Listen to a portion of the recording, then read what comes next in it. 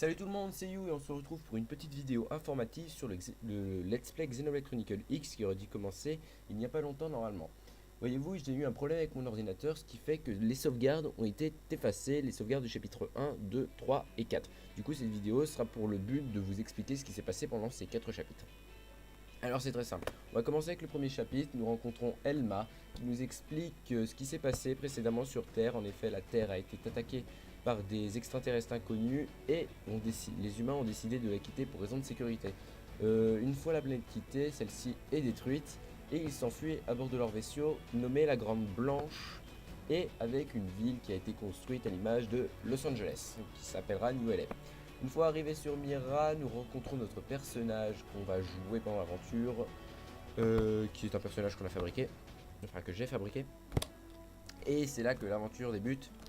Elman nous explique un peu le tuto, comment ceci fonctionne, comment ça se passe. Puis nous rencontrons le New Los Angeles, nous rentrons à l'intérieur et c'est là que se termine le premier chapitre. Le deuxième chapitre, il ne se passe pas grand chose. On rencontre Lynn, qui est un personnage de 13 ans, une très jeune fille qui est mécano, qui va nous aider pendant notre aventure. Qui vont nous faire visiter New Los Angeles, les quartiers administratifs, les quartiers commerciaux, les quartiers industriels et les quartiers d'habitation. Une fois la visite terminée, c'est la fin du deuxième chapitre et c'est là que le troisième chapitre commence. En effet, on reçoit un signal de Pathfinder où, comme quoi ils ont été repérés et attaqués. Nous dirigeons vers leur position et là nous apprenons qu'ils ont été tués par un groupe d'indigènes inconnus et hostiles. Après avoir éliminé ces indigènes inconnus et hostiles, nous rencontrons un personnage qui était enfermé dans une caisse à patates du nom de Tetsu, qui est un Nopon. Nopon, pour ceux qui auront joué à Xenoblade Chronicle sur 3DS ou sur Wii, savent ce que c'est un Nopon. Alors, cherchez sur Google Nopon, je pense que vous verrez ce que c'est. Ensuite, nous rentrons faire notre rapport à New Los Angeles, puis le chapitre 4 commence.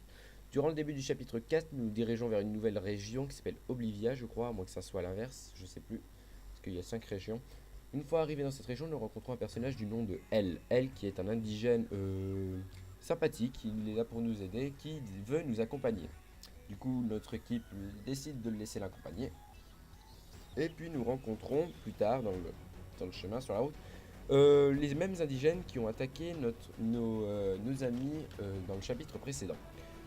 C'est là que nous rencontrons leur véritable but. En effet, le but, c'est que ce sont une société, une organisation qui s'appelle Gangléon. Désolé si je le prononce mal. Qui est une organisation qui a pour but d'exterminer l'espèce humaine. D'ailleurs, nous rencontrons l'un de leurs amiraux, si je puis dire, qui est, j'ai oublié son nom, elle a un nom compliqué, qui est une sorte de Zora avec des tentacules, 3 tentacules à l'arrière. Mais elle est bleue, je pense que vous le verrez, j'ai fait un petit. Bon, bref. Et c'est là que nous apprenons leur véritable but. Et aussi, après leur avoir botté les fesses à grands coups de mitraillette dans le train, un vaisseau vient les récupérer. Et c'est là que Elma se rend compte que le vaisseau qui venait les récupérer était exactement le même vaisseau, faisait partie des mêmes vaisseaux qui avaient attaqué la Terre précédemment. Une fois rentrée à New Los Angeles en compagnie de elle fait son rapport, explique ce qui s'est passé et se rend compte qu'ils ont détruit un morceau de l'Arche de Vie. L'Arche de Vie qui est en fait la partie de la Grande Blanche où était mis en stase une grosse partie de la population. C'est là que, heureusement, l'Arche de Vie, le morceau de l'Arche de Vie qu'ils avaient récupéré, on se rend compte qu'il s'agit en fait de la bibliothèque, là où étaient entreposées seulement les archives. Il n'y avait donc aucune personne vivante à l'intérieur. C'est là que sont rassurés, mais Elma n'est pas contente car ces archives faisaient partie pour elle de toute leur communauté. Du coup, elle est un peu dégoûtée.